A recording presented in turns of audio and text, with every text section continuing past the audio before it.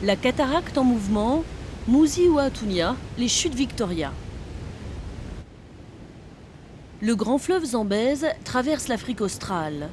L'énorme brume blanche que l'on aperçoit à l'horizon, ce sont les chutes Victoria. La saison des pluies s'achève au mois de mai et le niveau d'eau du fleuve est alors à son apogée. Un jet à queue s'élève du bassin de la cascade, recouvrant d'une brume l'ensemble de la zone. Il devrait être possible d'avoir une vue panoramique d'ici. En fait, pas du tout. Pour avoir une vision d'ensemble, les visiteurs doivent attendre, à la saison sèche, que le niveau de l'eau baisse. Cette cascade représente environ 1700 mètres de large sur près de 110 mètres de hauteur. La largeur de la gorge, à l'endroit où l'eau tombe, est d'environ 100 mètres. Nous voici en aval des chutes. Alors que le cours du fleuve en amont y est lent et régulier, il zigzague en aval à travers des gorges étroites.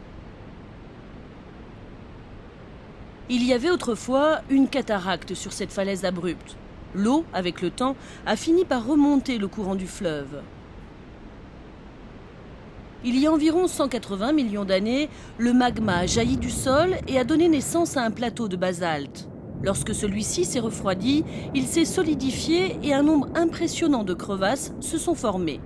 Plus tard, le plateau a été immergé sous un lac, la boue et les matières organiques se sont alors déposées entre les failles. Par la suite, le plateau s'est élevé et ces dépôts sont devenus des roches sédimentaires friables.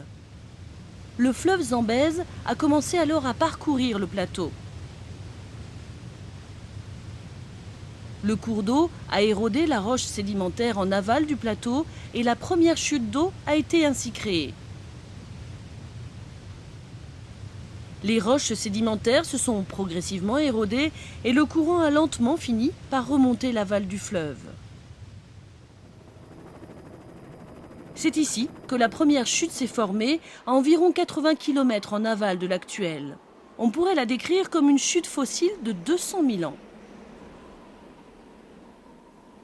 C'est ici que se trouvait la deuxième chute.